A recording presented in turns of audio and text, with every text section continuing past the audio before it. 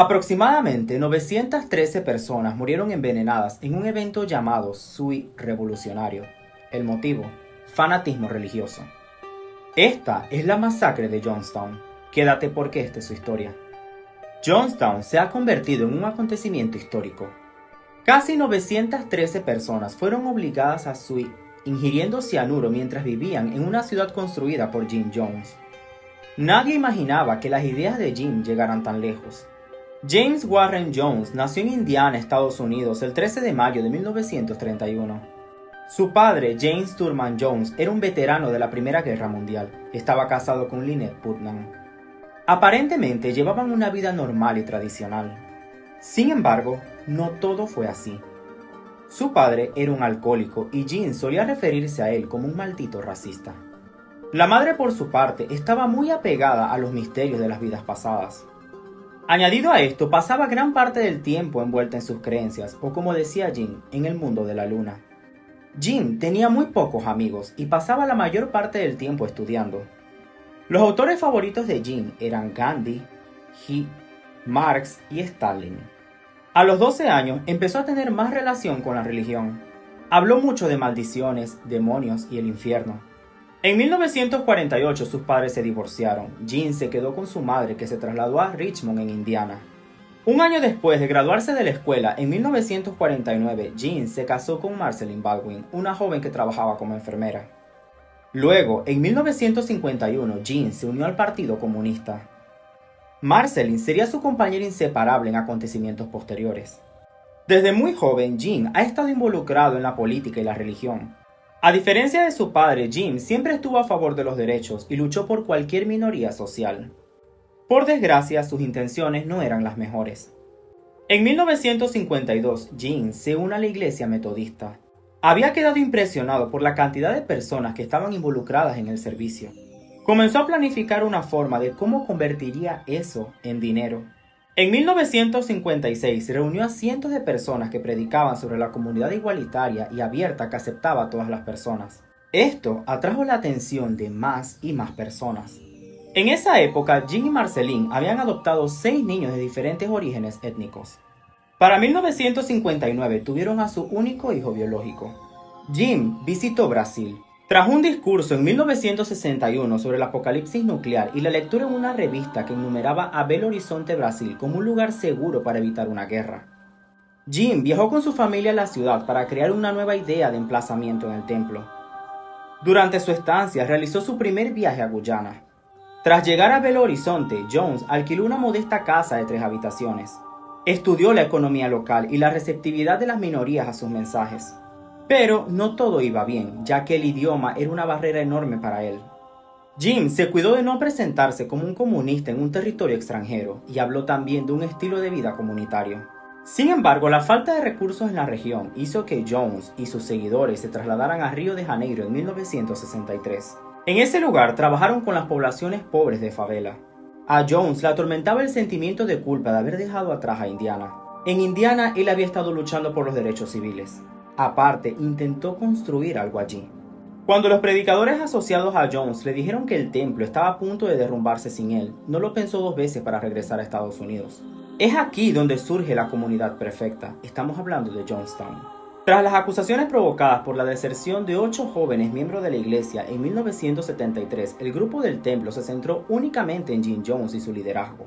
En 1974, el templo alquiló un terreno en Guyana, Venezuela.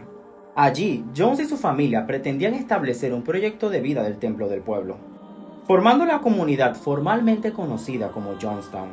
Los primeros 50 residentes transferidos de la iglesia de San Francisco llegaron en 1977. Al año siguiente, habían más de 900 personas. Ese fue el intento de construir una comunidad rural autosuficiente en un suelo pobre y con poca agua dulce. La comunidad estaba superpoblada si se tienen en cuenta los recursos disponibles en la cercanía. Estas circunstancias contribuyeron al deterioro de las condiciones de vida de las personas en Jonestown. En Jonestown habían pequeños bungalows en los que convivían varias personas con diferentes familias. También había un espacio para las plantaciones y cría de animales. Jim no le permitió a su comunidad tener comunicación con el mundo exterior. De hecho, la única radio que tenía Jonestown estaba en la habitación de él. Según los testimonios de los sobrevivientes de la masacre, Jean tenía la costumbre de mantener relaciones con las mujeres de la comunidad con la intención de bendecirlas mediante el ya saben. Uno de los hijos adoptivos de Jean descubrió que él fue fruto de uno de esos abusos y se rebeló contra el sistema. Es por ello que aquí tenemos a alguien más. Hablemos por un momento de Leo Ryan. Este hombre vivió en diferentes lugares durante su infancia. Sirvió como submarinista en la Marina de los Estados Unidos durante la Segunda Guerra Mundial. Luego de eso comenzó a trabajar como profesor de inglés e historia. También trabajó durante un tiempo en Nebraska hasta establecerse en California. Ryan se destacó como político, tenía grandes convicciones y un gran sentido de la justicia. Para 1977, Ryan recibió una llamada de un hombre llamado Sammy Houston. Resulta que este hombre había abandonado un hijo suyo en el templo de Jean. Desafortunadamente, este chico murió poco después. Sammy no pudo contactar con nadie en Johnstown, ni siquiera a sus nietos. Pero eso no termina ahí. Según la declaración de Deborah Layton, Johnstown era un campo de prisioneros. Aparte, ya habían recibido amenazas masivas sobre el Sioux en ese lugar. Al llegar a Guyana, Ryan llegó con 2 ayudantes y con periodistas. En ese momento, Ryan se dirige completamente hacia el lugar que había alquilado el templo. Y aquí ocurre algo también muy interesante. Resulta que una de las personas que llegó con Ryan le preguntó a los residentes si alguno estaba interesado en hablar. Les aseguró que era de mente abierta y que no pasaba nada si querían comentarle algo. Claramente, eso era una señal de auxilio.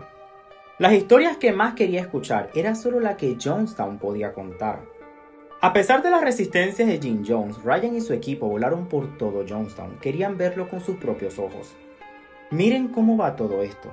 En un momento de la visita, uno de los seguidores más fieles de Jim intentó atacar a Ryan con un cuchillo. Ryan, por otra parte, consiguió escapar al aeropuerto improvisado que tenía él. Pero las cosas solo se ponen peor. Resulta que ahí ya estaba la brigada de Johnstown. O sea, Karen, ahí estaban los seguidores que tenían armas. Leo Ryan, 3 periodistas y una niña de la comunidad que intentaban escapar. En un acto de desesperación, Jim Jones ordenó que los mataran. Al día siguiente, el 19 de noviembre, Jim reunió a todos sus seguidores en el templo. Les dijo a todos que por fin había llegado el gran día, que era el momento de mayor logro en toda su carrera. Ese día, habían más de 1000 personas en el templo. Jim le dijo a sus seguidores que la CIA estaba en camino y que no dudarían en matarlos a todos.